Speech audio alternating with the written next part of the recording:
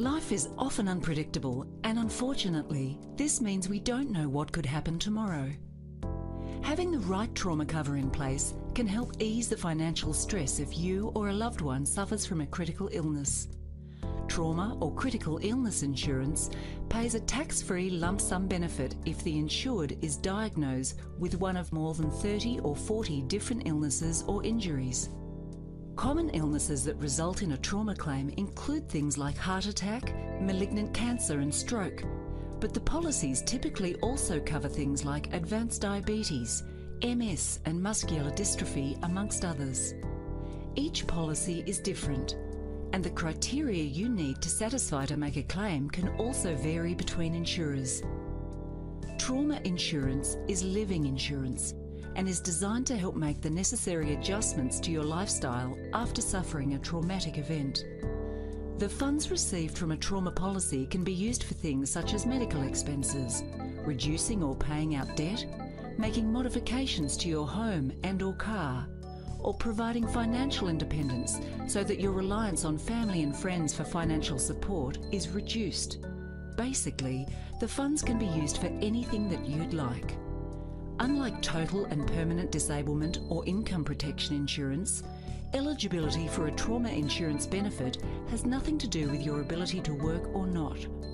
How much trauma, critical illness insurance you need depends on your situation and your budget. We will work with you to design a level of cover that suits you and your budget. Contact us so that we can help cover what's important to you. Interest rates affect everyone differently.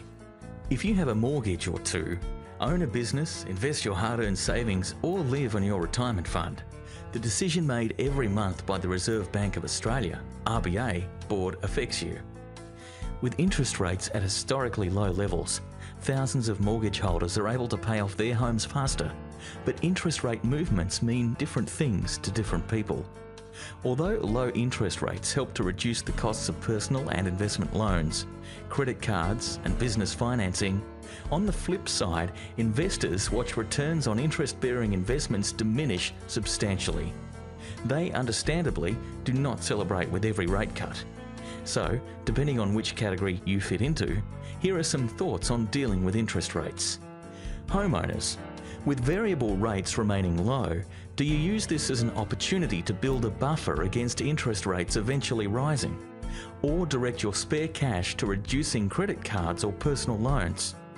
Investors, this may be a good time to consider starting a long-term investment strategy. Given that dividend yields and rents have changed in the past couple of years, it's worth another look to determine if potential investments are likely to be positively or negatively geared. Business owners. Overdrafts, car leasing and other business loans may benefit from a full review. In particular, any strategy to reduce debt should be revisited.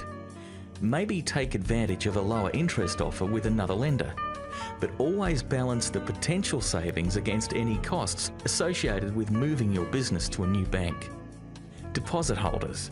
Dwindling returns on cash may make you feel like there'd be little difference if you hid it under the mattress. There are always alternatives to boost your returns, but it's critical to read the fine print and understand what you're investing in. Higher returns usually attract higher risk, so be sure your ability to manage that risk is properly addressed. Across the economy generally, a low interest rate environment often accompanies slower economic growth, uncertain job prospects, and lower asset prices. But it won't last forever. Now is a great time to think about how you can use the current situation to your advantage. If you'd like some guidance on making the most of low interest rates, contact us. Many people only start to think about their superannuation when they're planning to retire, as they know they generally can't access it when they're working. But what you've got to keep in mind is that even though super is designed to provide you with an income during retirement, it's still your money and you can normally control where and how it's invested. In fact, breaking it all down, super is simply a tax-effective investment structure that's designed to help provide for your retirement. The long-term nature of investing using superannuation allows people to take advantage of one of the greatest benefits of investing, compound interest, which occurs when interest is earned on an investment and then interest is earned on the interest, and so on. The longer your time horizon, the more money you can potentially earn through compound interest. While the sole purpose of superannuation is to provide for retirement, it can do more than that. It can allow you to structure insurance in a cash flow effective way so that if something happens to you and you can't work, your bills can be paid or your family cared for in the event of premature death. Add to these the tax incentives that the government offers on super contributions and super earnings, and you're looking at a very flexible investment vehicle. To find out more about how super works and how it can work for you, please contact us today. Teaching kids sound money skills in today's world isn't easy. The thought as to where it all comes from won't cross their minds unless they're trained from an early age. Some children like to hang on to money when they get it. Others can't spend it fast enough. Whilst teenagers and young adults can enjoy their money in unlimited ways, if they're not taught to manage it effectively from a young age, they're highly likely to have problems when it's time to handle financial responsibilities as an adult. So how do you teach them? The answer is to start early and be firm. As soon as they're old enough to understand, say 5, kids should be given a basic weekly allowance for completing a simple daily chore.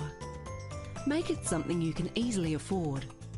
As they get older, the amount should increase in line with extra responsibilities to be fulfilled. This not only establishes early money skills, but your children will learn the responsibility of completing a task to earn a reward. Other ideas to try include talking to your children about money. You could start by focusing them on a particular goal. To show them how it works, it's a good idea to set up their own bank account. We all learn from our mistakes, so let them make their own decisions. A great way for them to understand how their savings grow is by seeing interest accumulate. When they've allowed their savings to reach an appropriate level, help them choose an account that earns higher interest. And of course, with more money comes more responsibility. The results will show how much they've learned about money management and where they might need to improve their skills. Being tough with money in the early years may generate a few complaints, but hopefully your children will thank you for your guidance when they become adults.